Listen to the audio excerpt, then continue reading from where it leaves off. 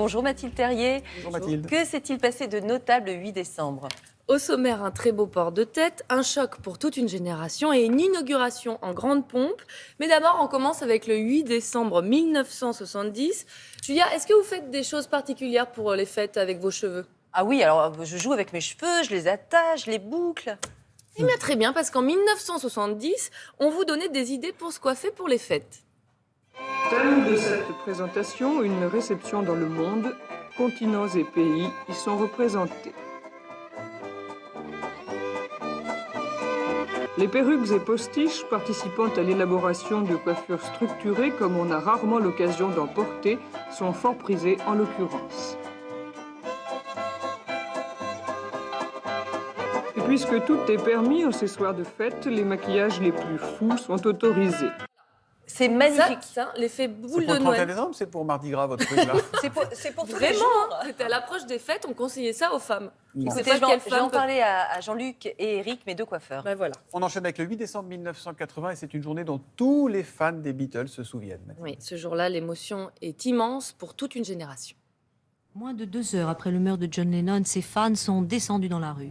Des milliers d'admirateurs, anciens et nouveaux, en quête de nouvelles, ils ne pouvaient pas y croire, en quête d'explications, comment une telle chose a-t-elle pu arriver. Devant l'hôpital Roosevelt, où le corps de Lennon a été transporté, ils sont restés longtemps à attendre. Le docteur Lynn des services d'urgence indiquait que le chanteur, 7 fois blessé, n'avait pas la moindre chance de survivre. C'est lui qui a appris à Yoko Ono, la femme de John, la mort de son mari. Elle est restée pétrifiée.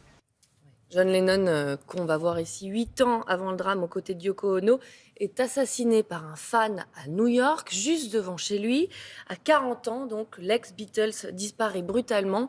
Le tueur, lui, est toujours derrière les barreaux. D'ailleurs, quand vous allez à New York, devant l'immeuble d'à côté qui était le sien, il y a toujours énormément de monde. Comme quoi, l'émotion est Se toujours intacte. recueillir.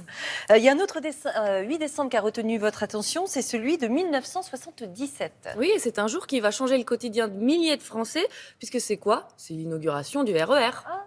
Le chef de l'État était lui-même aux commandes de la rame inaugurale. Il apparaît-il bien conduit, mais a freiné un petit peu durement de temps en temps.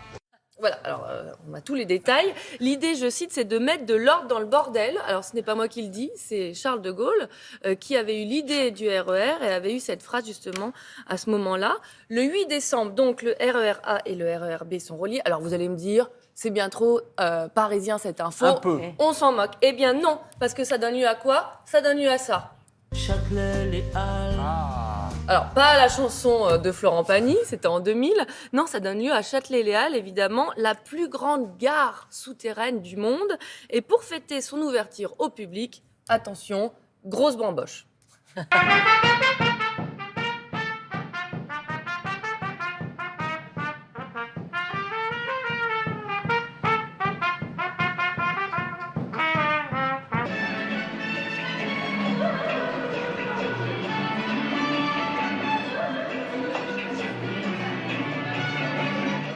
Bon, En fait, ça n'a pas changé. ça hein. n'a pas vraiment changé. Oui, c'est ça. Il était bien que sa trompette. Il donne envie. Il donne de l'allant le matin. Bon, depuis, qu'est-ce qui s'est passé? Bon, je ne vais pas vous faire l'histoire du RER, ça Non. serait beaucoup trop long. Il y a des milliers de voyages, On des finira en grèves, retard. des travaux. Il y a eu des naissances aussi. La dernière remonte en 2019. Ah, Aujourd'hui, le RER en est à sa lettre combien? E. D'accord. 5 lignes. Son tracé devrait être prolongé avec le Grand Paris. Vous savez combien de personnes voyagent en RER? des Oh, millions. c'est des millions par jour. 2,7 millions de voyageurs par jour. Un conseil, évitez le mardi et le jeudi. Ce sont les nouveaux jours noirs dans les transports. À cause de quoi? À cause du télétravail.